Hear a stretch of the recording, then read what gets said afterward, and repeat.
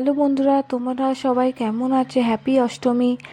অষ্টমীতে আমি সকাল সকাল রেডি হয়ে নিচ্ছি আর পায়ে আলতা পরে নিচ্ছি। আমি মন্দিরে পুজো দিতে যাব বলে ভিডিওগুলো ছাড়তে খুবই একটু দেরি হলো, কারণ পুজোর সময় খুবই আমি ব্যস্ত ছিল। ওগুলো এডিট করা, ভয়েস বলা খুবই টাইম লাগে বলে ওই জন্য আমি দিনে দিন ছাড়তে পারিনি।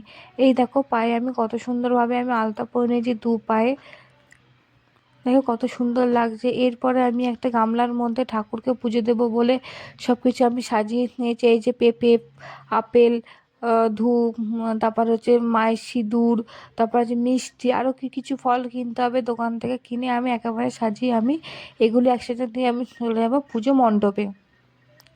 আমি পুজো মণ্ডপের মধ্যে চলে এসেছি। এখানে দেখো মায়ের মুখটা কত সুন্দর। এখানে এখানে পণ্ডিত মশাই এখানে পুজো দিচ্ছে। এখানে আমি এখানে থালা নিয়ে আমি কয়েকটা ছবি তুলে নিচ্ছি।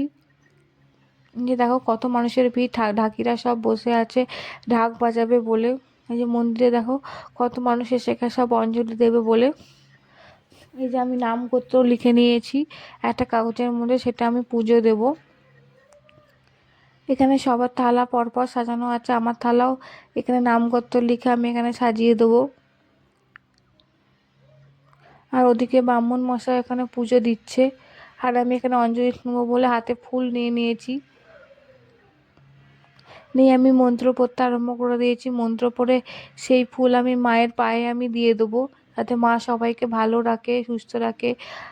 আগের বছর যেন মা যেন এভাবেই যেন আসে আর সবাইকে যেন ভালো রাখে। আমি মন্ত্র পড়ছি, মন্ত্র পড়ে ঠাকুরকে আমি ফুল দিয়ে দেবো।